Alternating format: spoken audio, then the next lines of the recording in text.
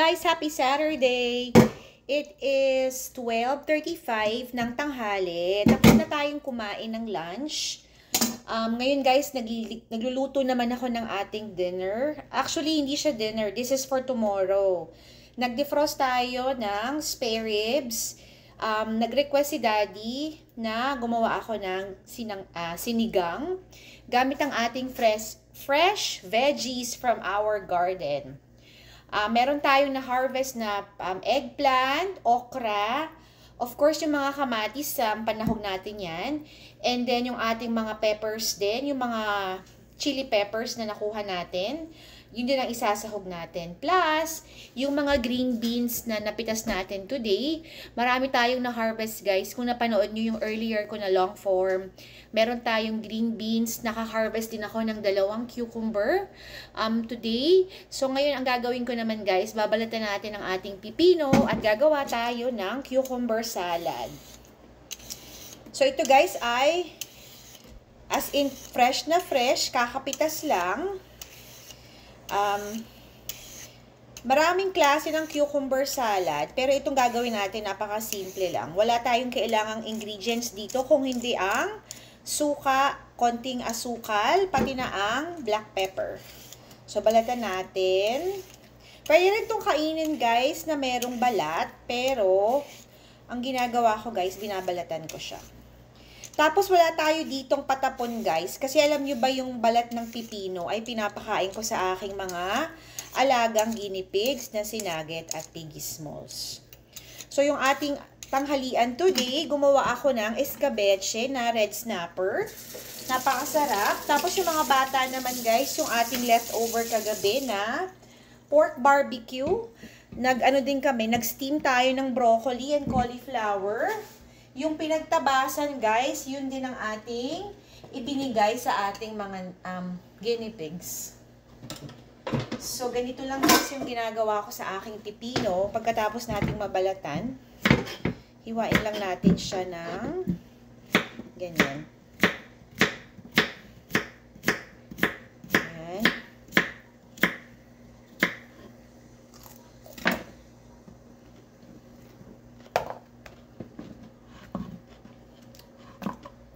Ang tamis-tamis guys.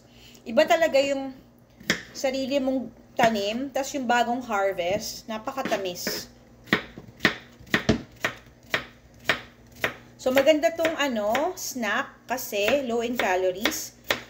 Mostly water lang ang pipino eh. So pagkatapos nating mahiwa yan, ganyan natin sa container.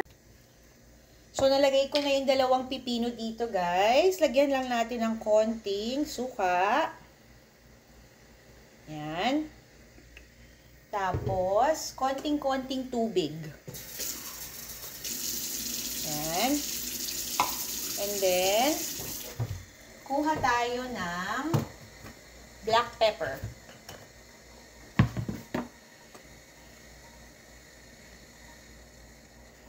Yan. Konti lang. Tapos, lagyan lang natin ng konting white sugar. Konti lang guys, para lang hindi sobrang asim. So ayan na guys ang ating cucumber salad. So ang gagawin natin dito ay imimekos-mekos lang natin yan. Syempre para ma-distribute yung ating vinegar sa lahat ng cucumber. Tapos ilalagay na natin ito sa fridge or sa chiller. And then ready na natin tong papakin mamaya. So maganda to guys kasi like I said, healthy version ng merienda. Imbis na kumain tayo ng chips. Ako talaga guys, mahilig ako sa mga mga potato chips, ganyan. Doritos, ganyan. Not sponsored. Pero mataas ang content nun, of course, sa sodium. At ayaw natin masyadong kumain ng mga ganon. Kasi guys, namamaga tayo kapag tayo ay kumakain ng masyadong maalat. So, ito guys ay lalagyan natin sa chiller. And then, mamaya, or pagkatapos, or pwede rin to guys, side dish. Katulad kanina, yung pagkain natin ay escabecheng isda. Nakabili ako ng seafood salad sa Giant. Yung mga guys, crab imitation. Meron na sila dung ready-made na salad. So, yun ang ginawa nating side. So, perfect ito sa ating snack. Habang tayo nanonood ng TV, pwedeng ito din ang ating kainin. Ayan. Tikman natin kung tama ba yung lasa ng sabaw. Yummy. It's raining tuloy-tuloy.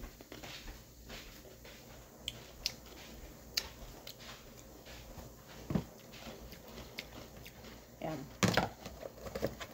Mas masarap to guys pag malamig. Lagyan natin ito sa chiller. And then, dito naman sa ating pressure cooker, sinimulan ko na yung ating ulam for tomorrow. And ay sinigang na spare ribs with veggies from our garden. So, ang nakalagay pa lang dyan guys ay of course yung kamatis, tsaka yung sibuyas, tsaka yung sinigang mix plus yung spare ribs. Mamaya ko nilalagay yung mga pork. Gulay. Ang last part ng ating video, again, yung ating nakasalang na yung ating ulam for tomorrow. Kasi guys, ngayong darating na week, masyado tayong magiging busy sa ating trabaho. Plus, meron si ating orthodontist appointment, and then meron na siyang orientation ng kanilang school sa Thursday. So, dahil doon ay mababawasan ang ating work schedule. Kaya sa Monday, Tuesday, and Wednesday, tayo ay magpupuno ng ating schedule.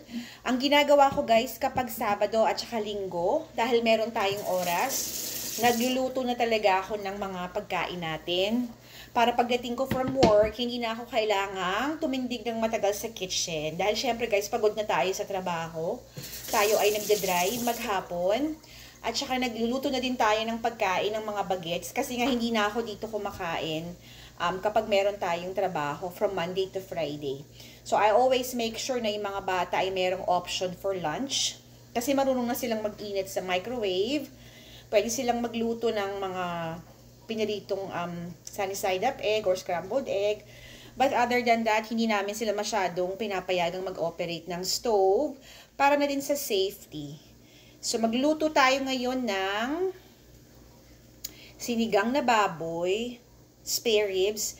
Mamaya gagawa si Daddy ng pesto, shrimp pesto. Yan ang ating dinner mamaya. Sasamahan natin ng basil at saka ng bruschetta. Straight from our garden. Gagawa tayo ng bruschetta made of tomatoes and basil. Tsaka syempre konting garlic. And then, magluluto din tayo ng tocino na chicken tomorrow. Kung ano man yung leftover nun, yun na yung magiging pagkain ng mga bagets sa Monday pag wala tayo dito sa bahay. Ang scrap guys ay gagawin nating pakain sa ating mga guinea pigs. And then, pakita ko lang ng mabilis sa inyo guys. Ito yung napitas natin sa ating hardin. So, imbis na gumamit tayo ng long beans or sitaw, yung green beans na lang guys. Pwede rin yan. Yung napitas natin kaninang umaga. Kumuha ako ng konti. Meron tayo ditong okra. Of course, ito ang ating satin moon eggplant from our garden. And then, ito naman yung big chili naman guys. Ito ay galing sa aking pasyente. Malapit na siya guys matuyo. So, naglalagay tayo ng big chili sa ating sinigang para hindi naman siya parang maging maanghang. Hindi ito guys maanghang. Masarap lang yung lasa nito bilang sili. Dahil yung mga bata guys ay kakain din ng sinigang na spare ribs. So, pagkatapos kumulo guys, lalagay na natin ang ating gulay. Yan lang muna for today. Have a great day. Bye-bye!